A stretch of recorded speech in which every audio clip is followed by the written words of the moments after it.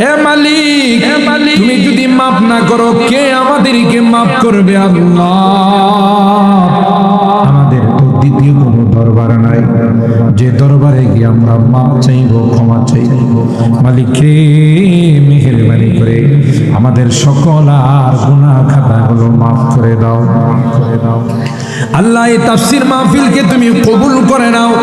এই তাফসীর মাহফিলে যারা বিভিন্ন ভাবে দান খায়রাত করেছে, যারা করবেন, আল্লাহ সকলকে তুমি কবুল করে নাও। আল্লাহ, কামাই রুজি রোজগারে বরকত নসিব করে দাও। আসমানি জমিনি বিপদ আপদ থেকে হেফাজত করো আল্লাহ, ইয়া আরহামার রাহিমিন। আল্লাহ, যারা যে নিয়তে দান করেছেন সকল আর দানগুলোকে তুমি কবুল করে নাও। ও রব্বি কারীম, আমাদের রোগীদেরকে পরিপূর্ণ শিফা নসিব করে দাও।